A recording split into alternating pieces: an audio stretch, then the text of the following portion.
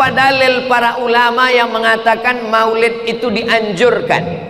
Dalil yang pertama, wa dzakirhum bi ayyamillah, ingatkan manusia tentang ayyamillah.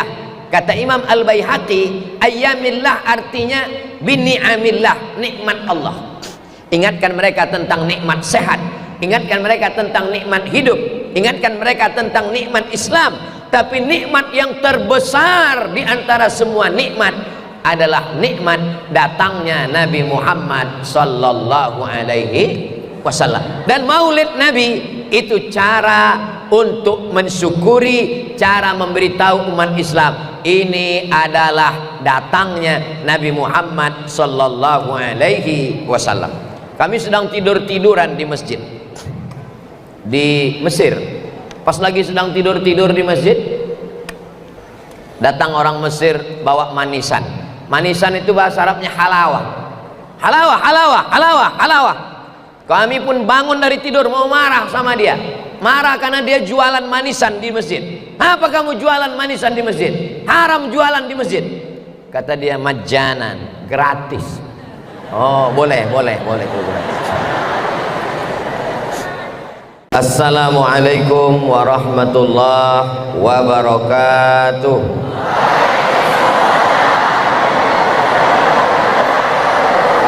Agak kareba. Apa kabar Bapak Ibu semuanya, sehat? Alhamdulillahi rabbil alamin. Allahumma sholli ala Sayyidina Muhammad wa ala ali Sayyidina Muhammad. Mudah-mudahan kita diakui sebagai umat Nabi Muhammad sallallahu alaihi wasallam. Mudah-mudahan kita semuanya mendapatkan syafaat nanti ketika kita menghadap Allah Subhanahu wa taala. Amin ya rabbal alamin. Orang takalar santun-santun itu pantun. Orang takalar santun-santun dan cinta pada negara. Saya tidak lagi berpantun karena sudah dipakai pembawa acara. Itu hanya sekedar melanjutkan tradisi berbalas pantun.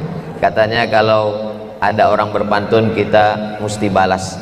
Jadi pantun Al-Mukarram Ustadz sekedar dibalas oleh Ustaz Abdul Somad, mudah-mudahan tepat dan mengena di hati insyaallah. Amin ya rabbal alamin. Yang sama-sama kita hormati Bapak PJ Bupati Kabupaten Takalar, Bapak Dr. Setiawan Aswad. Setia artinya tidak bisa berpindah ke lain hati. Wan artinya satu, artinya satu-satunya wanita, yaitu Ibu Ketua Penggerak PKK yang sama kita hormati. Mudah-mudahan kita diberikan pemimpin yang adil dan amanah insyaallah. Hadir bersama kita Bapak Sekda.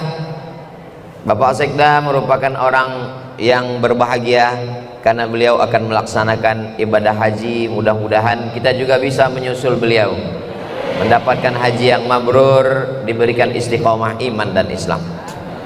Yang sama kita hormati Bapak Kepala Kantor Kementerian Agama Kabupaten Takalar. Dan tentu saja yang sangat berbahagia pimpinan Pondok Pesantren Tarbiyah Kabupaten Takalar beserta seluruh santri. Mudah-mudahan adik-adik santri semuanya sukses dunia akhirat insyaallah. Bapak-bapak, ibu-ibu, hadirin hadirat yang hadir pada tabligh akbar ini tak dapat saya sebutkan satu persatu. Hadirin hadirat, muslimin muslimat, solihin solihat, mukminin mukminat yang belum kawin dan belum sunat, semua yang berhadir insyaallah dimuliakan Allah Subhanahu wa taala. Amin ya rabbal alamin. Dulu kita sangat bangga menjadi orang Indonesia, Nusantara, karena salah satu dari orang Indonesia Nusantara menjabat sebagai imam besar di Masjidil Haram. Namanya Syekh Ahmad Khatib Al-Minkabawi. Meninggal pada tahun 1916. Adik-adik tolong ingat namanya baik-baik. Namanya Syekh Ahmad Khatib bin Abdul Latif Al-Minkabawi. Lalu kemudian beliau punya murid, nama muridnya Syekh Sulaiman Ar-Rasuli. Syekh Sulaiman Ar-Rasuli pulang mendirikan pondok pesantren di Candung, tepatnya di Bukit Tinggi, Provinsi Sumatera Barat. Lalu kemudian beliau mendirikan ormas pada tahun 1928. Nama ormasnya Perti, singkatan dari Persatuan Tarbiyah Islamiyah. Lalu kemudian salah satu pondok pesantren yang berafiliasi ke Perti, itulah dia pondok pesantren Tarbiyah Takalar. Tolong diingat baik-baik karena ini nanti akan masuk dalam UAS, ujian akhir semester. Jadi kalau tadi Pak Buya, pimpinan Tarbiyah Takalar, mengatakan ada ketersambungan sanad keilmuan, keorganisasian antara Ustadz Abdul Somad dengan Tarbiyah Takalar. Nanti kalau ditanya orang, apa hubungan Tarbiyah Takalar dengan Ustadz Abdul Somad? Karena Ustadz Abdul Somad adalah wakil Dewan Fatwa di Persatuan Tarbiyah Islamiyah. Itulah hubungan saya, hubungan kami. Jadi ini itu mengapa begitu sampai di acara Tarbiyah Takalar, peci dan sorban saya diganti dengan sorban Perti. Mudah-mudahan bersama kita di Takalar, bersama dalam tarbiyah, bersama pula di surga Jannatul Firdaus bersama Sayyidina Muhammad sallallahu alaihi wasallam. Oh, kalau begitu tarbiyah ini adalah ormas. Kalau begitu ormas ini memecah belah umat, karena ada ormas namanya Muhammadiyah, ada ormas namanya Nahdlatul Ulama, ada ormas namanya Persatuan Tarbiyah Islamiyah, lalu ada pondoknya namanya Tarbiyah Takalar. Ini perlu dijelaskan kepada umat supaya apa? Supaya jangan ada dusta di antara kita. Boleh saya jelaskan? Syekh Ahmad Khatib Al-Minkabawi yang Imam Masjidil Haram tadi punya murid, nama muridnya Syekh Muhammad Hashim Asy'ari. Syekh Muhammad Hashim Asy'ari yang dikenal dengan Kiai Haji Hadratus Syekh Muhammad Hashim Asy'ari pulang ke Jombang, Jawa Timur, mendirikan ormas, nama ormasnya Nahdlatul Ulama pada tahun 1926 bersama Mbah Wahab Hasbullah bersama Mbah Bisri Sansuri. Jadi sanadnya ke atas juga ketemu kepada Syekh Ahmad Khatib Al-Minkabawi. Lalu kemudian Syekh Ahmad Khatib Al-Minkabawi tadi punya murid, nama muridnya Syekh Hasan Maksum. Syekh Hasan Maksum pulang ke Medan, Sumatera Utara, diangkat menjadi imam besar dan mufti pada kerajaan Kesultanan Melayu Delhi di Sumatera Utara. Lalu kemudian ketika itu terjadi konflik antar umat Islam, masalah kunut subuh, masalah usolli talaffuz bin niyat, masalah berzikir setelah sholat, akhirnya putus tali silaturahim. Maka mereka mendirikan ormas namanya Al-Jam'iyatul Wasliyah. Jadi antara tiga ormas ini punya kesinambungan, punya ketersambungan, yaitu Syekh Hasan Maksum di Sumatera Utara namanya yaitu ormas yang disebut dengan Al-Jam'iyatul Wasliyah. Kemudian di Jawa Timur bernama Nahdlatul Ulama, kemudian ada yang disebut dengan Perti, Persatuan Tarbiyah Islamiyah, yang sampai ke Takalar. Ini perlu dijelaskan supaya jangan sampai berkonflik. Apa ciri khas dari ormas-ormas ini? Dia berciri khas tiga. Yang pertama, dalam bidang akidah, dia berakidah Imam Abul Hasan Al-Asy'ari yang disebut dengan Ahlus Sunnah wal Jamaah. Dalam bidang fikih dia bermazhab, jadi dia bukan langsung ke Quran ke hadis, tapi mengikut imam-imam mazhab.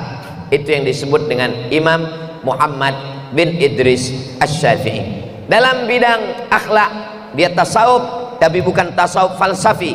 Tasawufnya lebih kepada menghidupkan sunnah, yang disebut dengan tasawuf sunni, Imam Junaid al-Baghdadi dan Imam Abu Hamid al-Ghazali.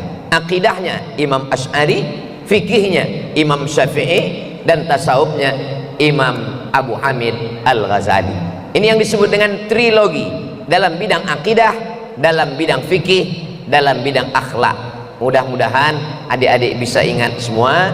Yang tidak ingat dicatat, yang tidak bawa pena lupa menulis jangan khawatir, karena tausiah ini bisa didengar ulang di channel Ustadz Abdul Somad Official. Jangan lupa subscribe, like, share, and comment. Allahumma salli ala Sayyidina Muhammad. Apakah tarbiyah berkonflik dengan As'adiyah, dengan Darul Dakwah wal Irsyad DDI? Tidak. Kenapa?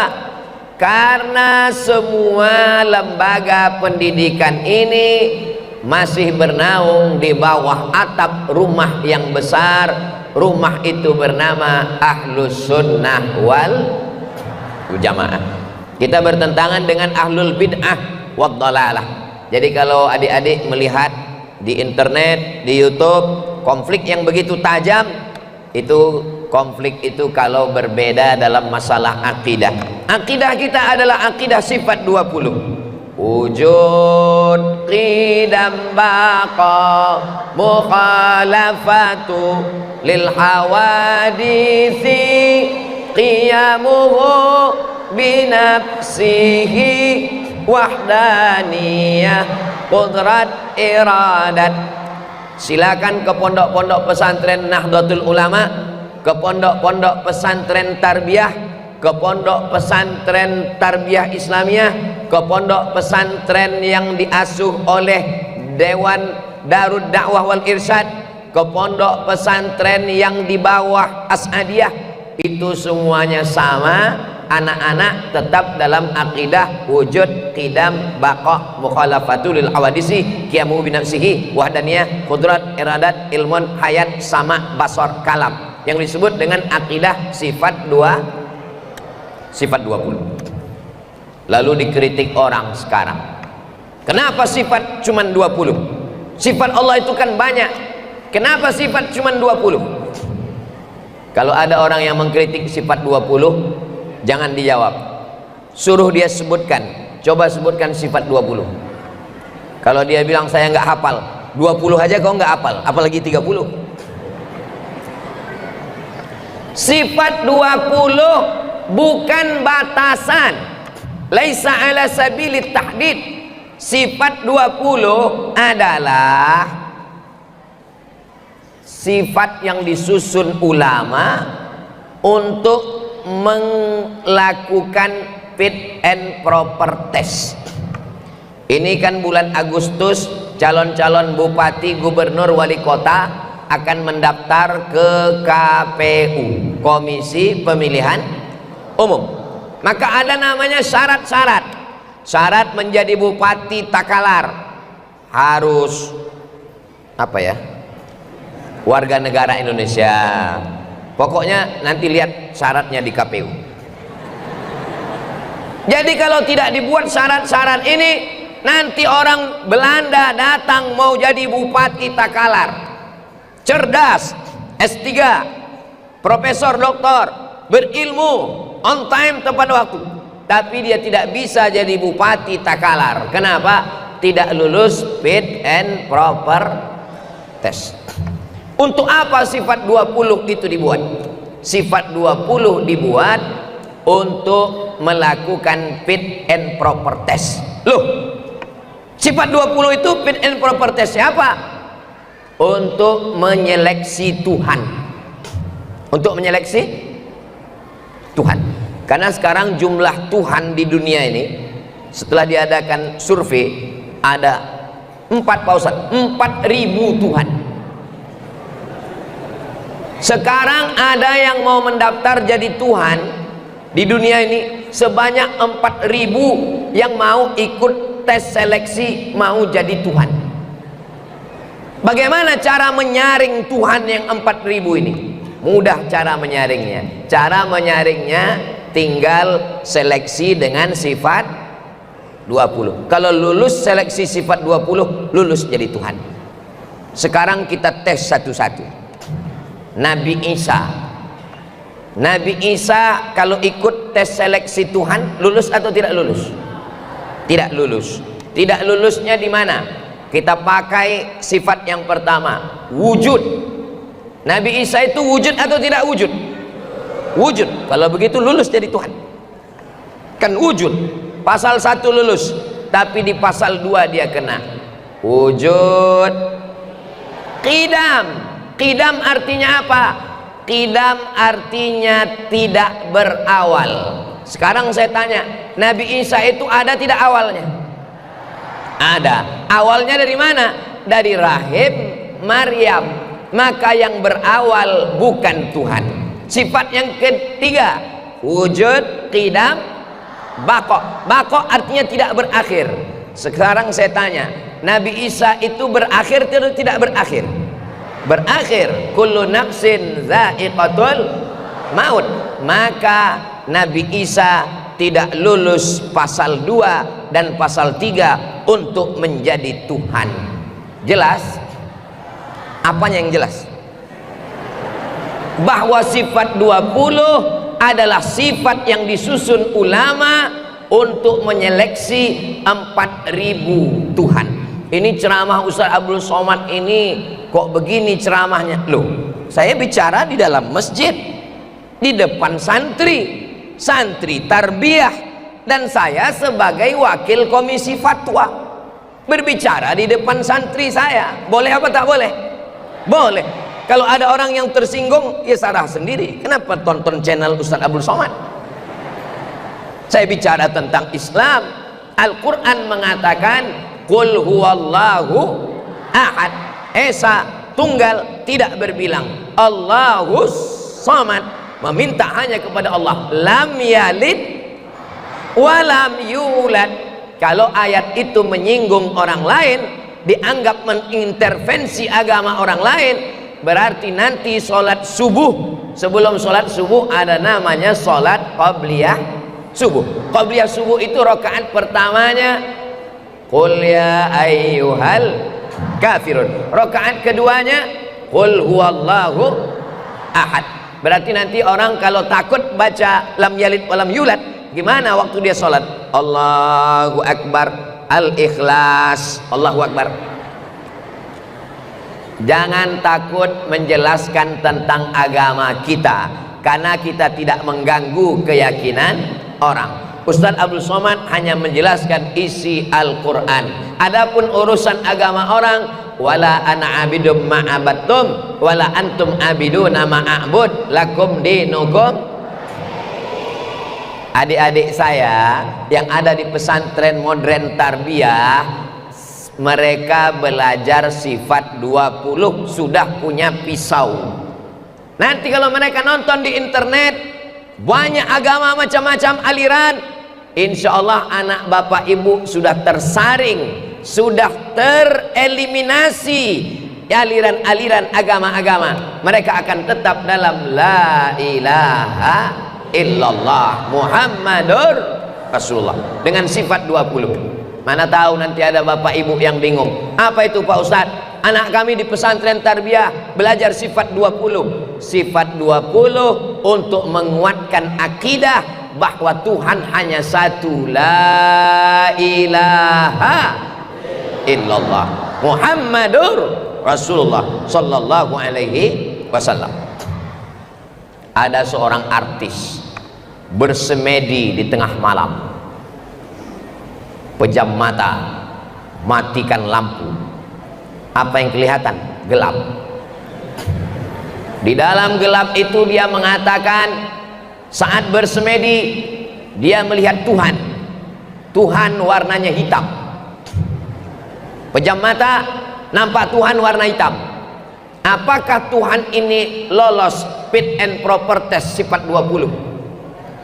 Tidak lulus.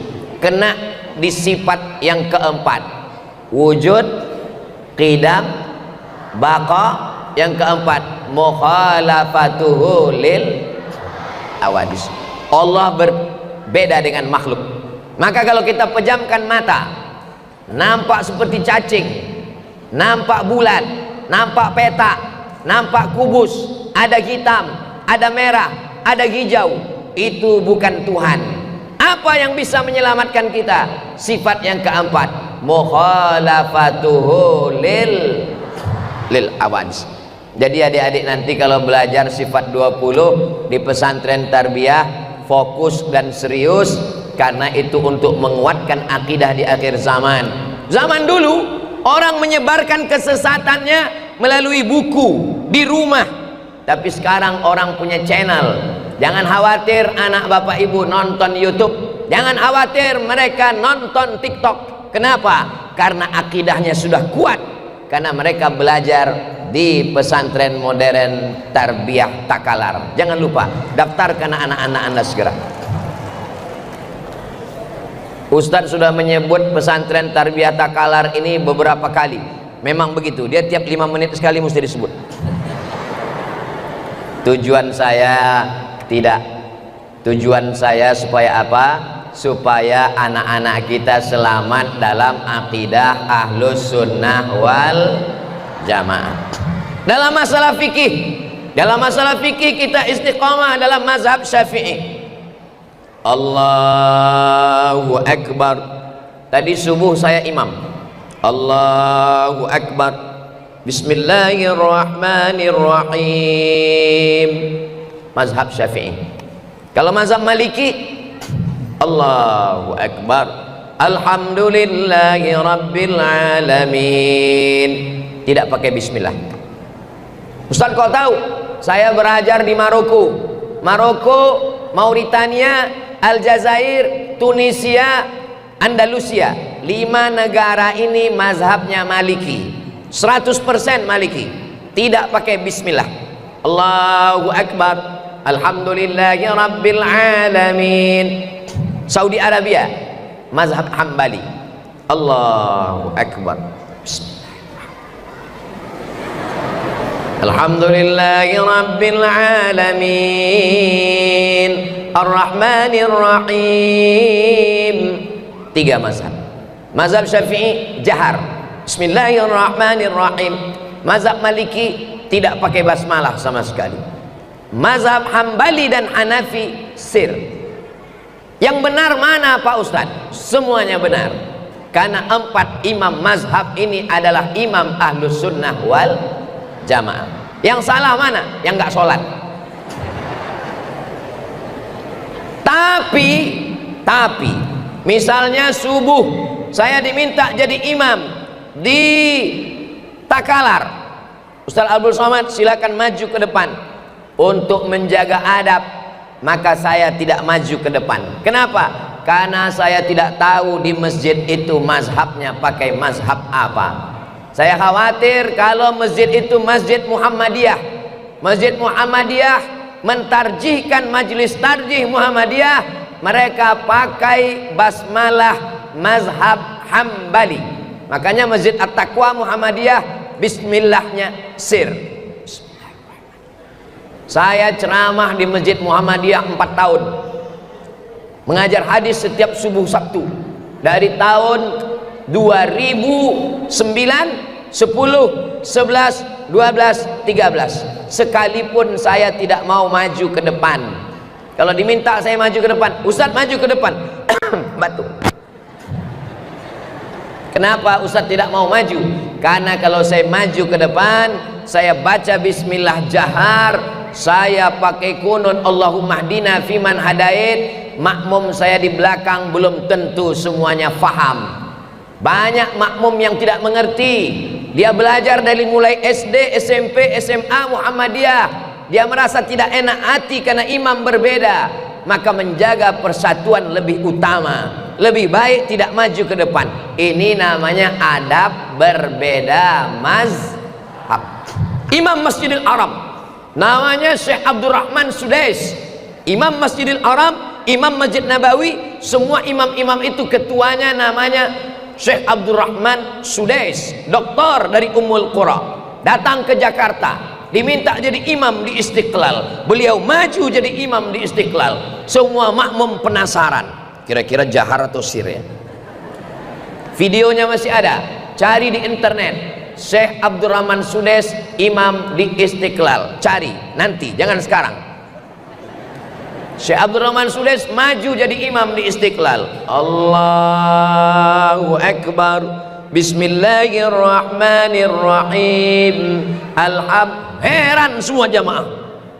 Kenapa dia waktu di Makkah bismillahnya sir, kenapa di Istiqlal bismillahnya jahar? Yang bisa menjawab adalah santri pesantren modern Tarbiyah. Kalau nggak percaya, tanya mereka. Kenapa ketika di Makkah dia baca bismillah sir? Karena Saudi Arabia sejak 1924 mazhabnya adalah mazhab Hambali. Kenapa ketika di Istiqlal dia bismillah jahar? Karena dia tahu orang Indonesia bermazhab Syafi'i, maka dia jaharkan baca bismillah. Itu namanya adab berbeda mas. Ustaz, ya, saya kemarin menantu saya suruh jadi imam di rumah. Terus pas dia sholat, Allahu Akbar, Bismillahirrahmanirrahim, Qul huwallahu ahad. Langsung Qul huwallahu, Pak Ustaz. Itu mazhab apa namanya? Itu namanya imam grogi. Gara-gara disuruh mertua, saking groginya lupa baca Al-Fatihah. Maka makmumnya di belakang nggak boleh diam.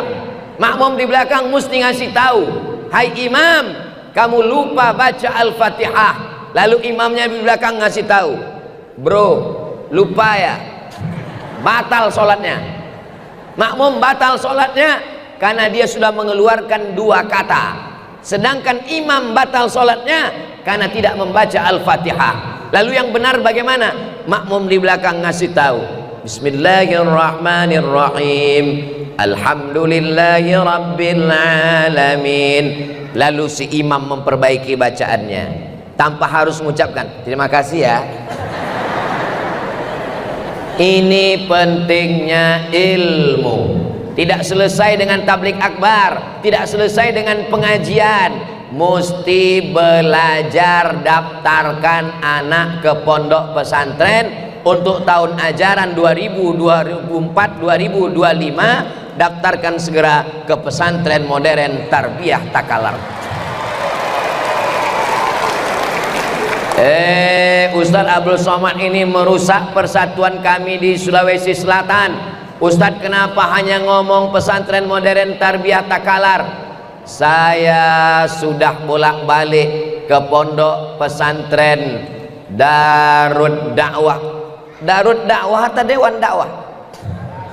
Darud Dakwah wal Irsyad Mangkoso. Ketemu dengan Andre Guruta, Profesor Dr. Farid Wajdi. Beliau adalah Syekh Masyaikh kami di Al-Azhar. Hubungan saya baik dengan Darud Dakwah wal Irsyad. Saya juga ke As'adiyah, sahabat-sahabat saya satu angkatan dengan saya, Ustadz Bunyamin, alumni As'adiyah.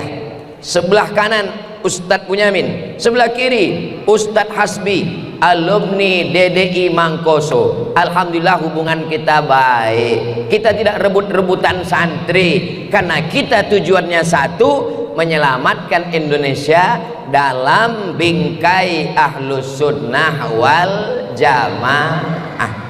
Tujuannya sama-sama Allahu Akbar. Kamu mau kemana? Saya mau ke Takalar. Tujuannya Takalar.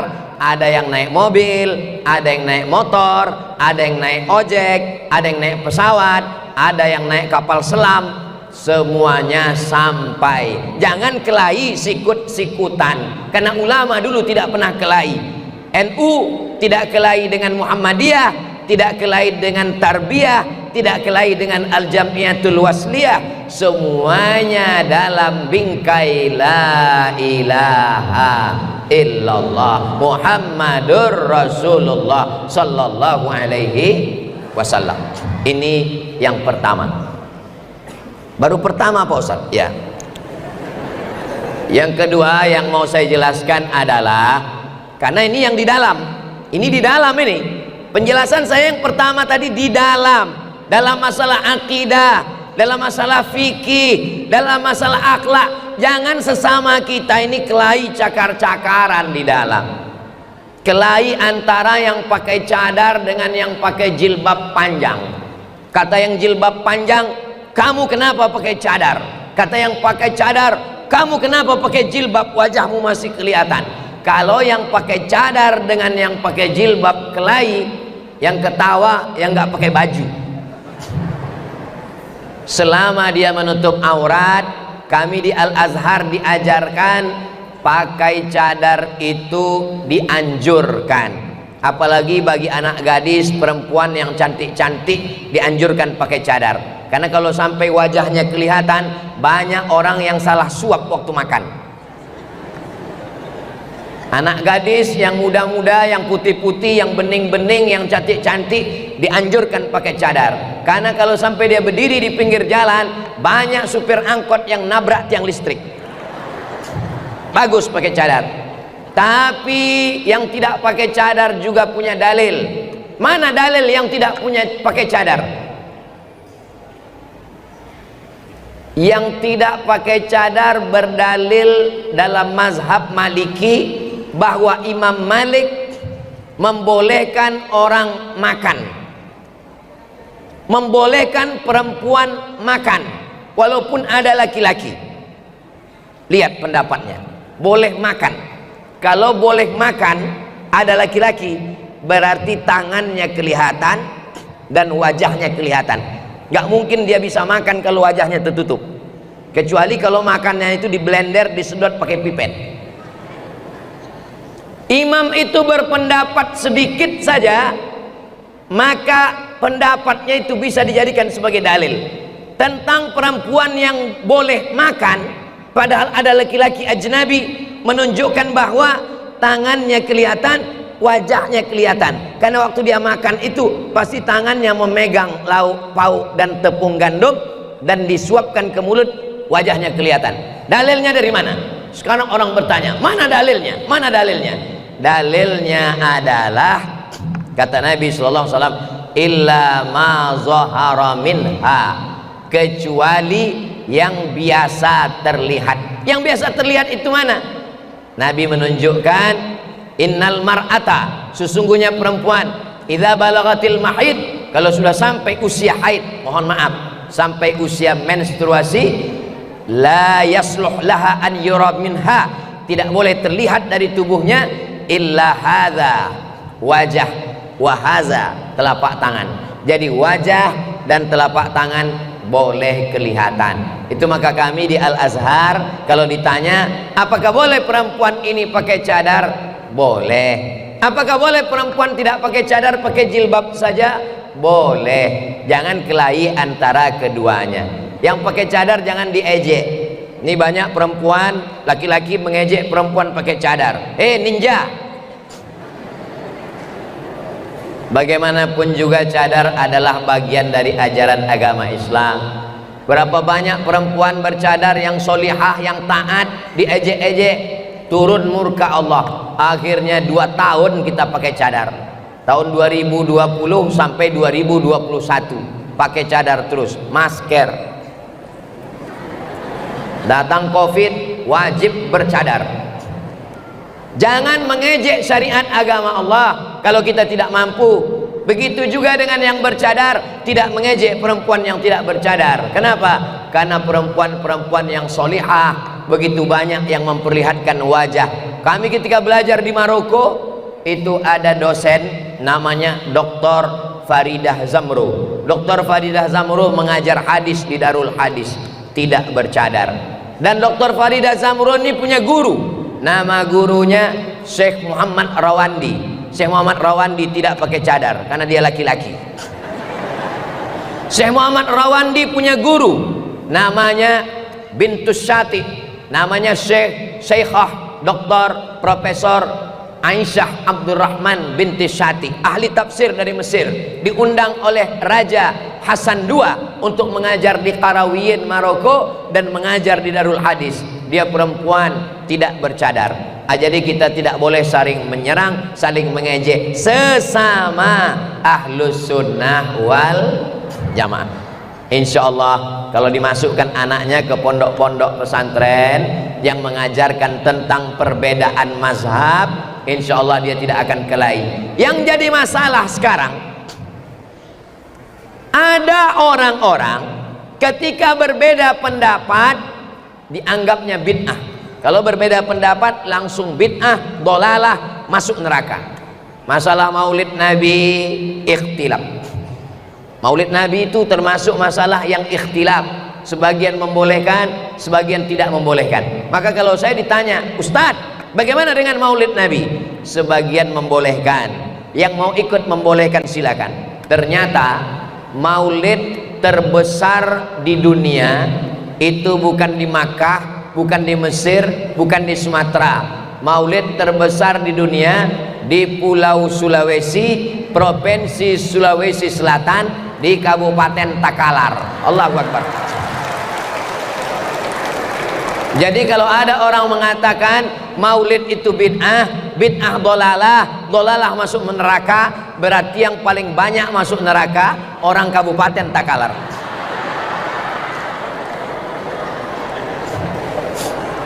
Apa dalil para ulama yang mengatakan maulid itu dianjurkan? Dalil yang pertama, wa dzakirhum bi ayyamillah, ingatkan manusia tentang ayyamillah.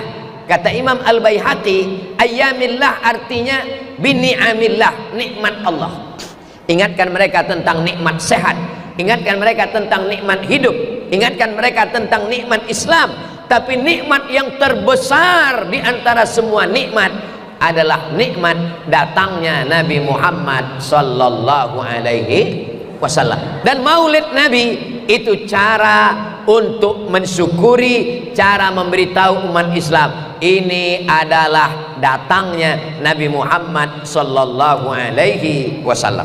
Kami sedang tidur-tiduran di masjid di Mesir. Pas lagi sedang tidur-tidur di masjid, datang orang Mesir bawa manisan. Manisan itu bahasa Arabnya halawah. Halawah, halawah, halawah, halawah. Kami pun bangun dari tidur mau marah sama dia. Marah karena dia jualan manisan di masjid. Apa kamu jualan manisan di masjid? Haram jualan di masjid. Kata dia majanan, gratis. Oh, boleh.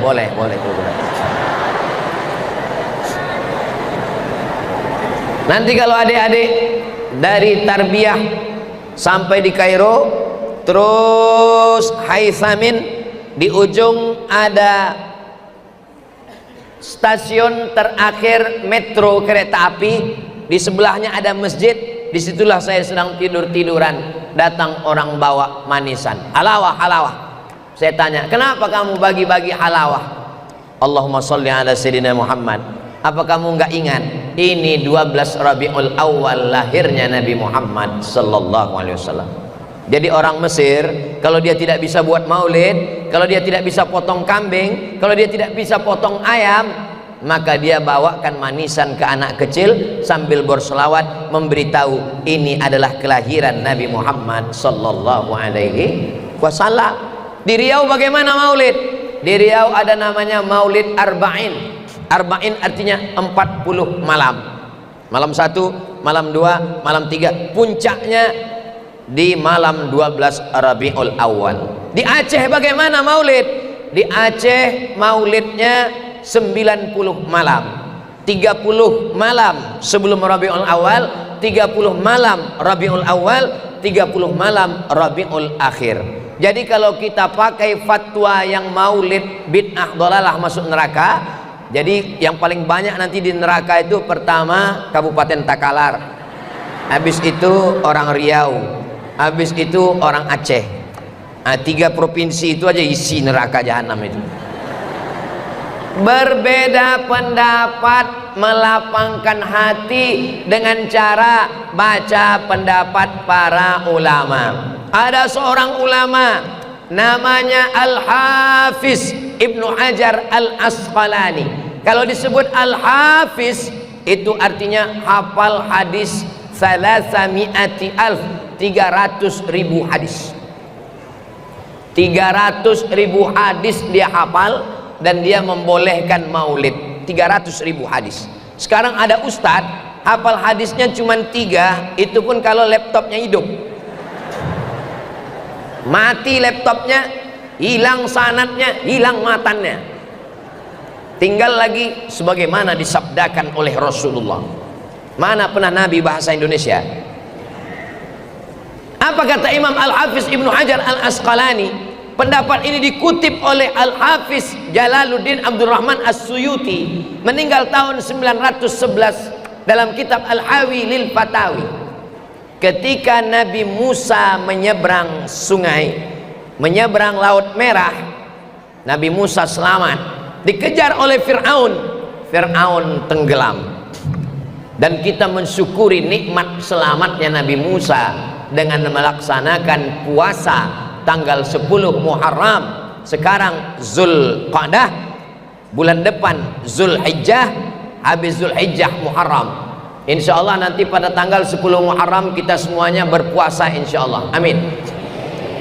Pertanyaannya, kenapa kita puasa tanggal 10 Zulhijjah? Jawabannya satu, kita puasa 10 Zulhijjah karena bersyukur atas selamatnya Nabi Musa. Apa kata Imam Ibnu Hajar Al-Asqalani? Kalau selamatnya Nabi Musa disyukuri setiap tahun. Nabi Musa sudah selamat itu 1000 tahun yang lalu. Sampai tahun 2024 kita tetap mensyukuri. Berarti boleh diulang setiap tahun. Ada nikmat yang lebih besar daripada selamatnya Nabi Musa. Nikmat apa? Nikmatnya lahirnya Nabi Muhammad sallallahu alaihi wasallam. Jadi pengambilan dalilnya itu jauh. Hanya orang-orang yang cerdas saja yang bisa menangkap. Jadi kalau ada orang bertanya, apa itu dalil maulid? Maulid itu dalilnya adalah Nabi Musa menyeberang Laut Merah, dikejar oleh Fir'aun, selamat, disyukuri setiap tahun. Karena selamatnya Nabi Musa boleh disyukuri setiap tahun, maka lahirnya Nabi Muhammad pun, aduh berat sekali, ini memang berat, cukup kami aja. Orang tidak sabar pengambilan dalil yang berbelit-belit, maka dia mesti disekolahkan agama, bisa hafal Quran, baca kitab. Apakah orang dari pesantren modern tarbiyah itu bisa baca Quran? Nggak usah ditanya. Juara musabaqah tilawatil Quran berasal dari Kabupaten Takalar, dari pesantren modern tarbiyah. Allahu Akbar. Itu baru anak-anaknya, apalagi bapaknya. Itu tadi yang di depan tadi, Ustaz Abdul Somad dipersilakan untuk menjerahkan hadiah. Itu baru anak perempuan, apalagi ibunya. Betul Bu? Oh, betul kata Ibu. Saudaraku yang dimuliakan Allah Subhanahu wa taala, baca Qur'annya bagus, baca kitabnya bagus, akidahnya sifat 20, fikihnya bermazhab Syafi'i, tasawufnya Sunni Imam Al-Ghazali. Insya Allah selamatlah anak bapak ibu. Jangan sampai anak tidak masuk pesantren. Bagi saya, anak saya, keponakan saya, santri saya wajib mondok. Yang 6 tahun ini wajib, SMP 3 tahun, SMA 3 tahun. Anak adik saya, anak pertama mondok Ihsan Boarding School, anak kedua mondok Darul Quran Mulia Bogor. Yang enggak mondok saya pecat jadi keponakan. Kenapa Ustadz keras dalam masalah pendidikan? Karena saya hari Jumat, Sabtu, Ahad, Senin keluar. Saya di rumah cuman hari Selasa, Rabu, Kamis. Jumat saya terbang ke Makassar. Hari Sabtu di Takalar. Besok nggak tahu kemana. Hari Senin baru pulang ke Pekanbaru. Kalau sampai anak keponakan saya di rumah main handphone, nonton TV, drama Korea, K-pop, pulang-pulang saya rambutnya sudah 3 warna. antingnya sudah 13, maka paling selamat menyerahkan anak ke pondok pesantren. Tidak ada alasan lain.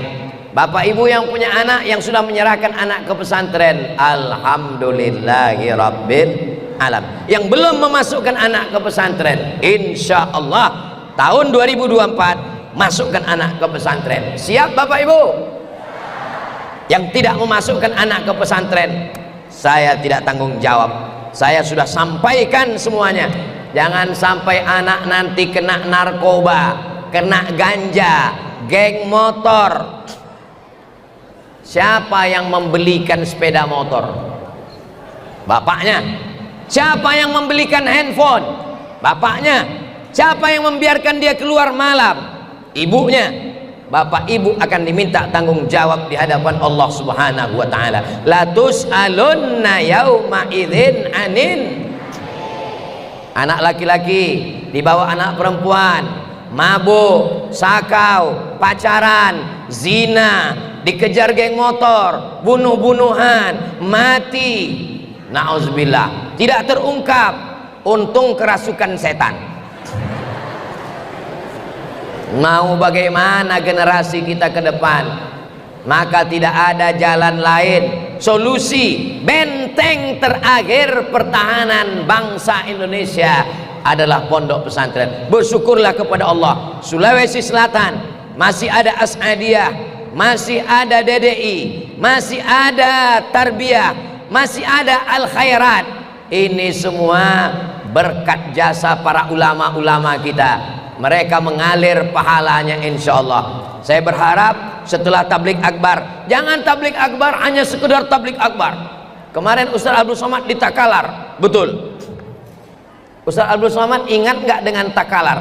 Saya pasti ingat dengan Takalar. Kabupaten lain mungkin saya lupa, tapi Takalar ini tetap ingat. Kenapa? Karena setiap lewat di Takalar pasti beli jagung. Tadi saya tanya Ustaz Asbi, Ustaz Asbi, ya, ini tempat kita selalu beli jagung itu kan? Iya betul. Jagung Takalar ini beda dengan jagung yang lain guys. Kenapa? Karena rasanya manis. Saya sudah lama penasaran, kenapa jagung Takalar ini manis. Ngobrol tadi dengan Pak Bupati dan Pak Sekda, mereka buka jurusnya, ternyata merebusnya dengan tebu. Bayangkan, sudah setua ini, sudah seumur 27 tahun ini, baru ini tahu cara ngerebus jagung. Bayangkan, ini saya kasih tahu bagi bapak ibu dimanapun berada, kalau mau ngerebus jagung, mulai besok rebus pakai tebu. Saudaraku yang dimuliakan Allah Subhanahu wa taala. Apa kata Pak Bupati? Apa kata Pak Sekda? Ustaz Somad, jangan heran-heran kalau melihat orang Takalar ini manis-manis, karena jagungnya manis. Kalau menanam pohon manggis, jangan ditanam di tepi pagar. Kalau kamu mau manis, makanlah jagung Takalar. Saudara yang dimuliakan Allah Subhanahu wa taala. Ini masalah manis ini bukan masalah gula. Masalah manis ini bukan masalah jagung. Masalah manis ini adalah masalah rasa. Dan rasa itu belum bisa diungkapkan dengan kata. Andai ada orang berusaha untuk merangkai kata mewakili rasa, pasti katanya berdusta. Jadi saudaraku yang ada di Riau, kalau kalian mau merasakan manisnya jagung Takalar, datang kemari, nikmati sendiri, karena tak bisa diungkapkan dengan kata-kata. Andai kau ungkapkan dengan kata-kata, rasamu belum tentu rasaku. Kalau tanahnya sudah subur, kalau makanannya sudah enak, jangan lagi dirusak dengan perbuatan maksiat.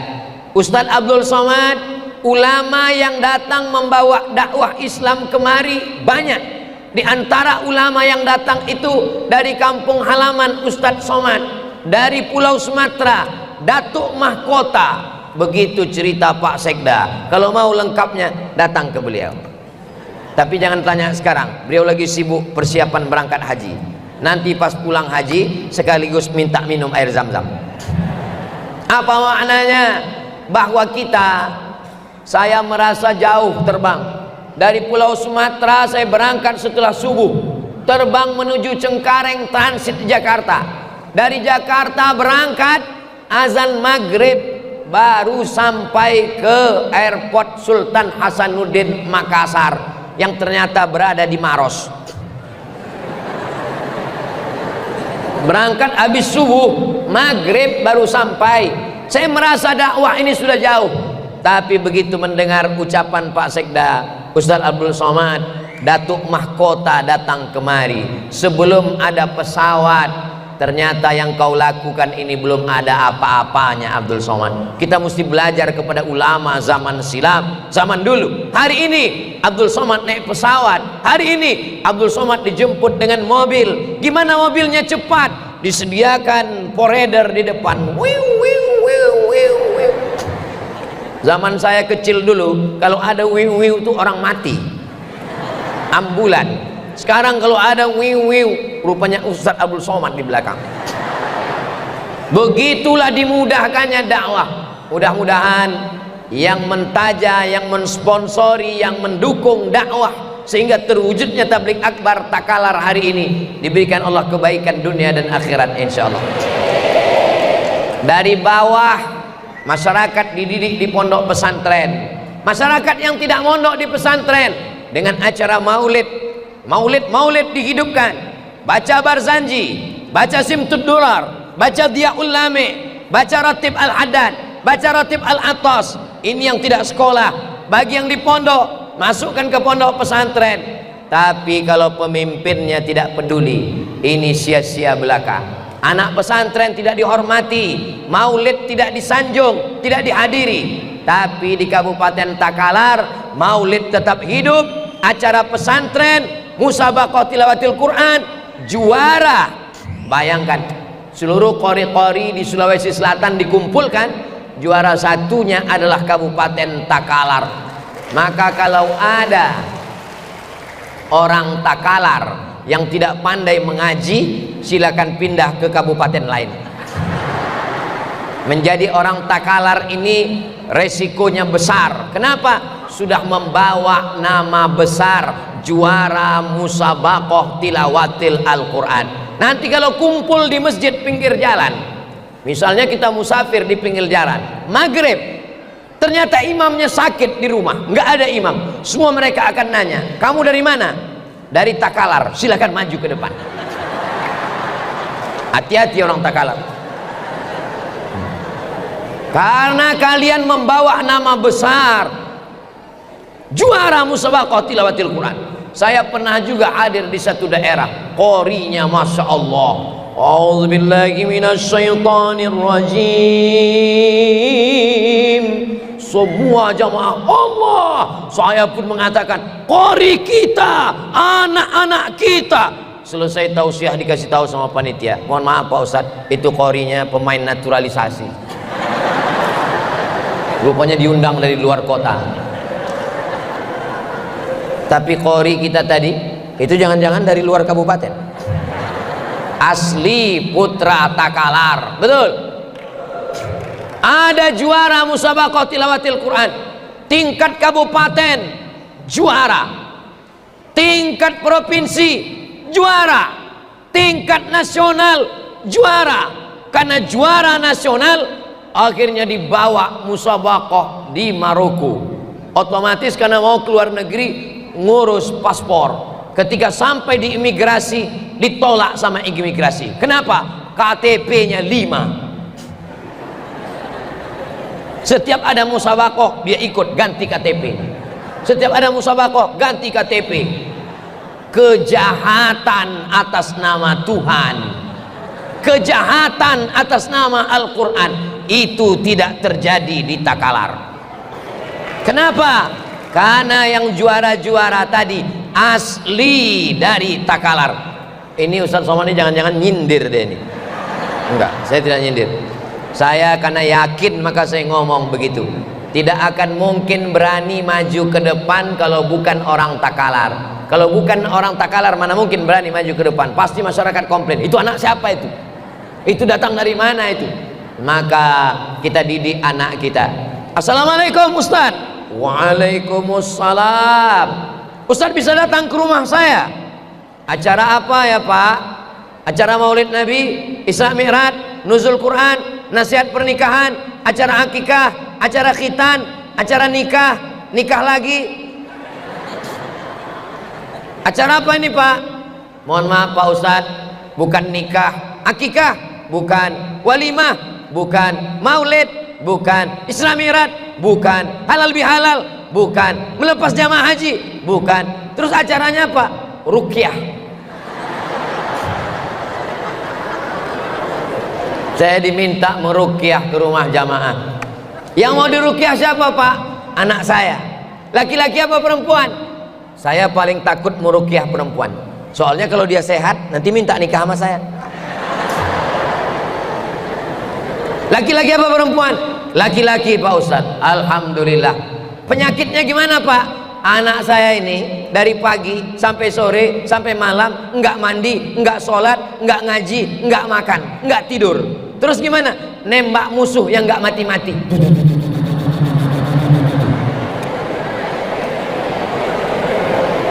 Mohon maaf Pak, saya belum pernah belajar ayat ruqyah di Mesir, di Maroko, di Sudan.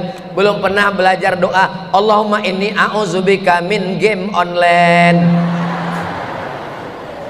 Ini nggak ada obatnya nih Pak. Anak bapak bisa kecanduan game online, nggak mandi, nggak makan, nggak sholat, nggak sekolah, nggak keluar rumah. Ini yang belikan handphonenya siapa? Saya Pak Ustadz. Yang belikan gadgetnya siapa? Saya Pak Ustadz. Yang belikan kamar pakai AC, wifi nonstop 24 jam siapa? Saya Pak Ustadz. Sekarang anaknya kecanduan, yang salah siapa? Ustadz. Kullukum ra'in.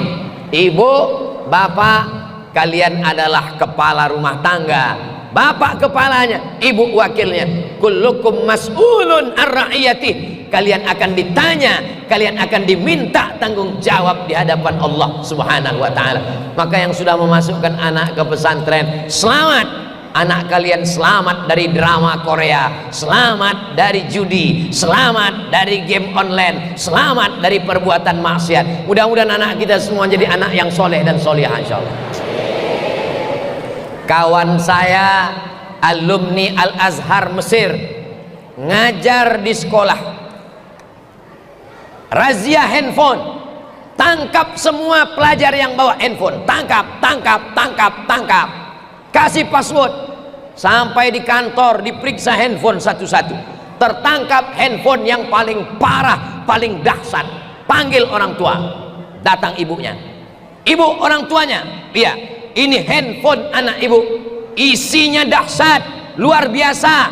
Anak ibu sudah rusak, anak ibu sudah kacau, tolong didik anak ibu dengan baik, kata teman saya yang alumni Al-Azhar.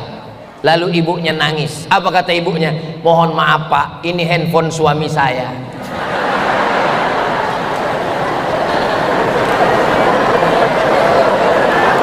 Ternyata handphone tidak hanya merusak anaknya, tapi juga merusak. Saya nggak ada ngomong. Ya Allah, selamatkan bapak-bapak kami dari handphone di Takalar nih ya Allah. Alhamdulillah Ustadz Somad, suami saya itu Pak Ustadz, handphonenya bagus semua. Kenapa gitu Bu? Karena passwordnya atas nama saya. Suami saya Pak Ustadz, kalau saya dekati pasti baca Quran digital. Begitu saya agak menjauh, mulai main game online. Handphone merusak, malam mata tidak bisa tidur, kecanduan. Mudah-mudahan orang tua bisa waras, bisa sehat, tapi anak-anak hancur berkeping kepalanya. Alhamdulillah masih ada pondok pesantren, masih ada lembaga pendidikan yang menyelamatkan anak kita. Tadi saya tausiah jam 9:20, sekarang sudah jam 10:20. Ternyata saya sudah berdiri 1 jam. Saya walaupun tidak ngelihat jam, saya tahu saya sudah berdiri 1 jam. Terasa dari kesemutannya. Salah sendiri. Ustadz Somad kenapa berdiri? Kan disediakan kursi duduk, disediakan kursi, disediakan meja. Inilah enaknya jadi ustadz. betapa sulitnya orang mencari kursi. Kita disediakan kursi.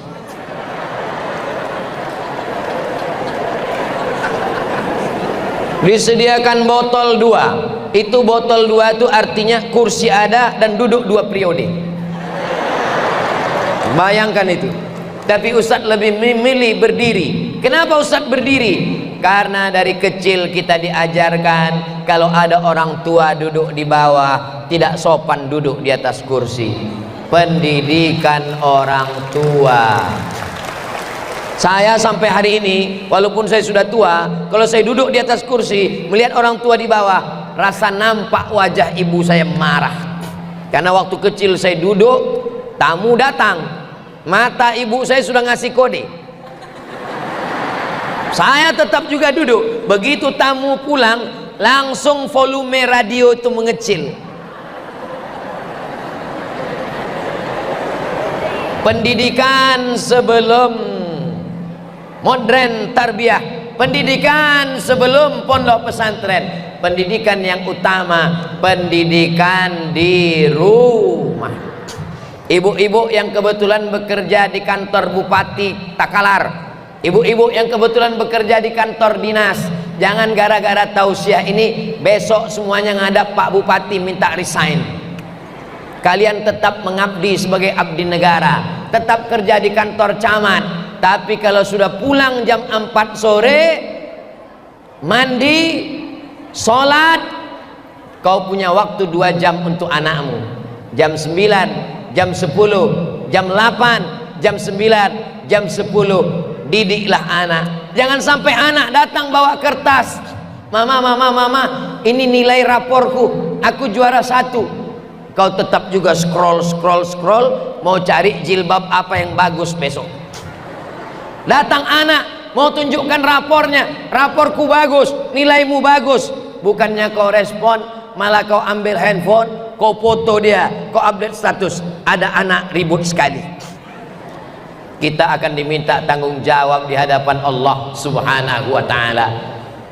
Teh manisnya sama, airnya sama, kompornya sama, gulanya sama, merek tehnya sama, tapi rasanya berbeda. Kenapa berbeda? Karena engkau yang mengaduknya dan menuangkannya ke mulut suamimu, dia minum dengan ucapan bismillah dan kasih sayang. Yummy sayang. Jangan sampai karena pembantu, asisten rumah tangga yang membuatkan, yang memasakkan, yang menyuapkan,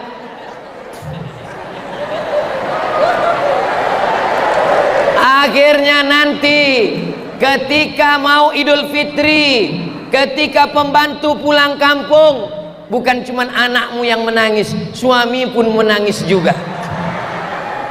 Saudaraku yang dimuliakan Allah Subhanahu wa ta'ala, mudah-mudahan ibu bapak semua keluarganya sakinah mawaddah warahmah.